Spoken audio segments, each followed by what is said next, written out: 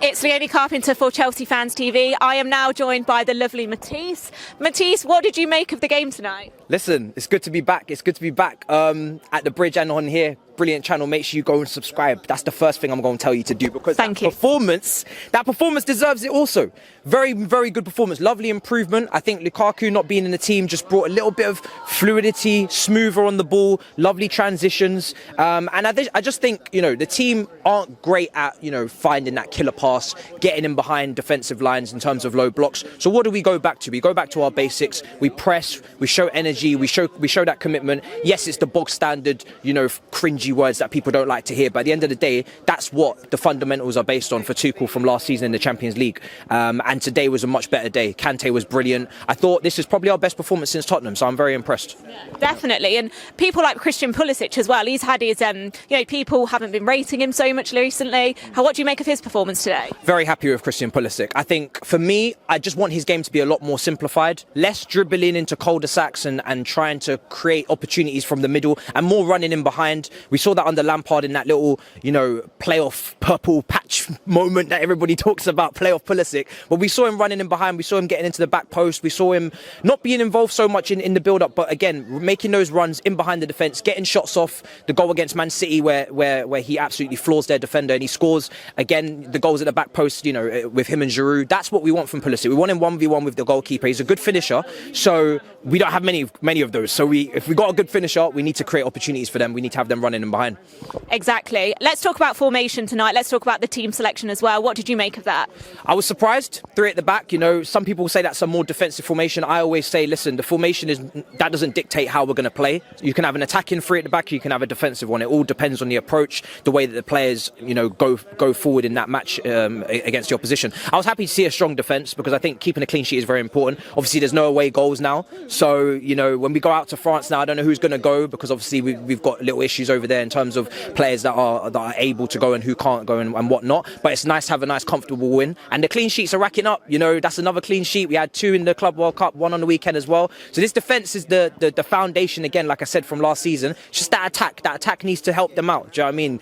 Give and take. You got to share the workload out there. Don't just leave it all on the defence. So yeah, I was happy enough. I think Tuchel knows exactly what he's doing. For me, he knows exactly what formation he needs to play, what game, how he's going to deal with opposition teams, etc. The analysis is spot on as usual. And just thankful for a comfortable win. I don't want to see no drama. I'm not a dramatic guy.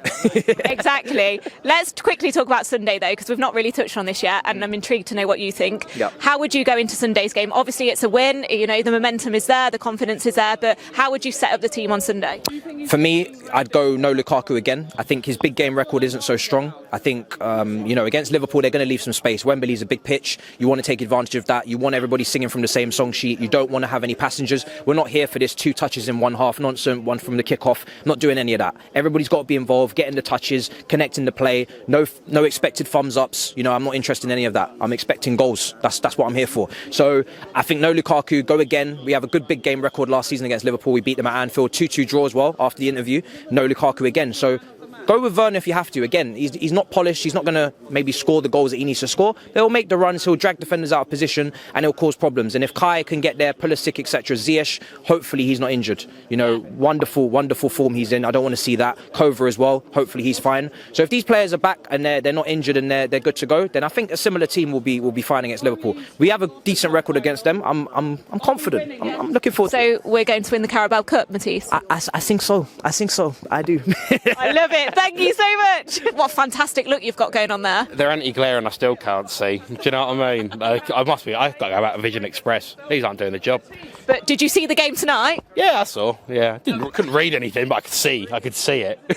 What did you make of it, Craig? We were good. Should have probably gone and got a third, maybe even a fourth. Definitely a third. 3-0. This tie is over, done and dusted. But now we've got to go and crack on and got to go and play over there. The only good thing about this is that I think the return leg is, I want to say it's in the middle of quite a poor run of games in terms of, I think we've got Brentford and Norwich. I can't remember which way around it is, but it's somewhere in that kind of run, which is fine, which means we haven't got to go and deal with a cup final a couple of days later and whatever. So we'll go and get it done. It's all fine. If we had just got the third goal, I'd have been so much more calm and confident, but it was just, some overhit passes and stuff. Although we were really good at times, still same problems did start to creep in as well. against this team, we got away with it. Against others, we wouldn't. I was going to say, like, it was a clean sheet tonight as well. Can we take that? Yeah, 100%. I mean, I'll be honest with you, I thought they were a bit pants. I wasn't. They had some players. I mean, Renato Sanchez is a baller. You could see him getting on the ball and whatever. But, I mean, we were apparently looking at Jonathan David, like 40 million quid. I didn't really see anything of him. You know, maybe he turns around in the second leg. I don't know. But, yeah, I didn't think they were wonderful. But, again, clean sheet. And we had two in the Club World... one in the Club World Cup. And then what was the last game we had? I can't even remember. What, the last league game? Palace, clean sheet there, come on. Yeah, well, to be fair, that was lucky a little bit. But, yeah, you know, we got to continue. If we can build on a defensive system and shape, which we did last year, well, obviously went on to win the Champions League. There's a really cringy phrase in American sports, which is defence wins championships.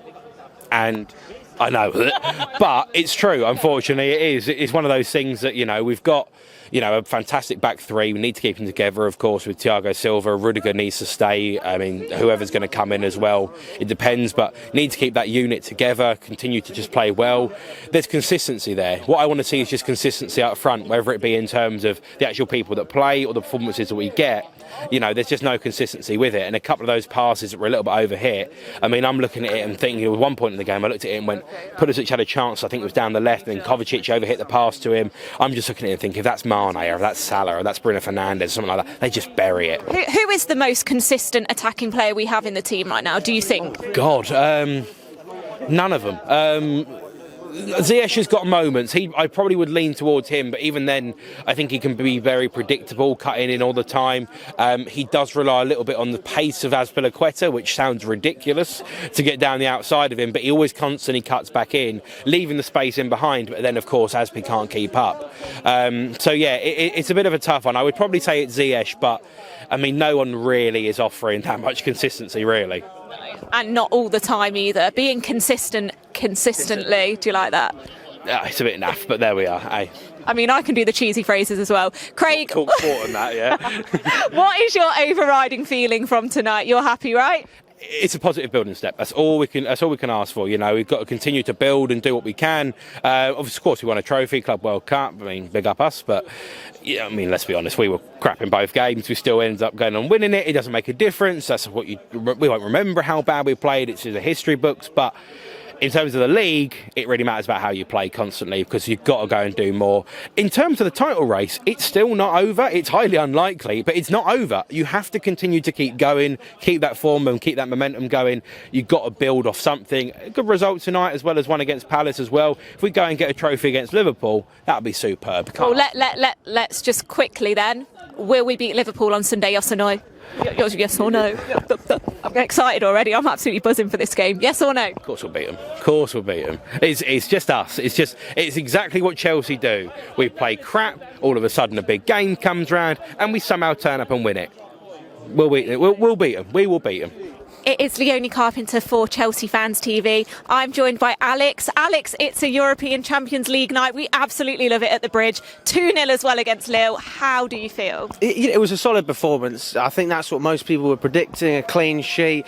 As long as Lukaku didn't play, we were going to be happy. And do you know what? I don't consider myself a negative fan. I think you'll be the first to say that. But it's painful. It is painful watching this man week in, week out, and it's so refreshing to see some fluidity in that squad, both not just on the attacking side, but we're pressing, we're going forward, there's a bit of energy about what we're doing. Havertz, I mean, the shift he put in today, it was top notch, and why can't we see that from players like Lukaku? I don't know, but he didn't start, and the team played well, but you know, it was one of those performances I think we can all be happy with. Exactly. Let's talk about the goals then. Which one was your favourite tonight? Yeah, I thought they were all good. But listen, I mean, we didn't play anything special, you know. Lille, if you're asking me from a standpoint of a neutral, I actually thought they played more attractive football than we did. As soon as they put Yilmaz on to try and make a difference, that's when we really took ownership of the game, and the fans started to, you know, take control, and we felt comfortable, you know. I think we all knew we were going to get the win from that side. But, you know, it's just a matter of time with this fixture. We all know we're going to beat Lille. I mean, they're not what they once were. When we played them a couple of years ago in, with Frank Lampard, it was a little bit different at that stage. They had more quality within their squad. Since winning the French league, what we've actually found is, they're a team with a lot of energy, but they just lack that better quality, and that's what we had on them today. Can I ask you a question? Do you think the fact that away goals don't count now makes a difference to teams coming to play at Stamford Bridge? Do you know what? I don't actually like the rule. I feel like it kind of makes it. The Champions League is supposed to be something different, something unique, and the away goal rule is something that helps that, and it separates it from other competitions. And I mean, don't get me wrong, it's the same for both teams, but it just feels like they're changing things. UEFA are changing things just for the sake of it. And, we love football regardless. As long as you're seeing the best players, that's it. Why do you need to keep changing things? It's like the World Cup every 2 years. It's not necessary. And in terms of tonight then, do you think that may have affected Lille's performance? Like, they're not pushing for that away goal tonight? I don't think it affected the performance at all. They tried, they had lots of shots. If I'm not wrong, they had more than we did. A lot of credit to Lille, because I didn't think they were going to have any finesse in this match, any quality compared to what we saw before. In fact, it was better than last time we played them. It doesn't show because obviously they didn't score, but they had some great chances, and it was good defensive play by Thiago Silva the whole way through. Rudiger did look a little bit shaky at times today. There was that chance where it almost went into his own net in the first half. But, there's a lot of unity within the team, and it's just about fluidity and playing as a team. I say it every time. If you've got one player in that team who's not doing his job, it affects everyone else. And having Havertz, Pulisic and Ziyech up front, they work together, and that's what you want to see. But the one thing I do want to point out, just to do with Lukaku, I think Tuchel's played this so smart. He's played him consistently many, many times. And we're saying, why is he playing? He's not producing on the pitch, certainly not producing off the pitch in terms of interviews. Why is he playing? But what he's given, what Thomas Tuchel's done is he's kept Lukaku happy with his playing time, which means he was able to rest him for this game. And there's no way he's going to play in the cup final. And that, in my opinion, is genius from Thomas Tuchel, because there's no way that Lukaku could deserve to start this game. So actually, I think he's played his cards very well. Well, it's 2-0. It's a clean sheet. We'll absolutely take it, Alex. Let's think to the away leg then. We're going to get through, aren't we?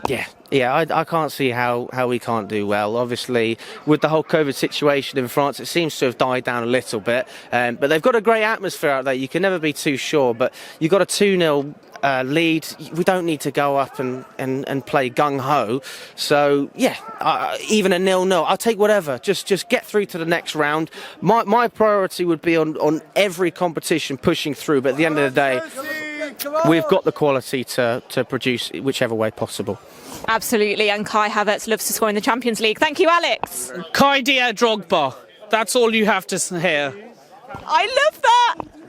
Thank you. Oh, and PSA, I'm 2 subs away from reaching 500.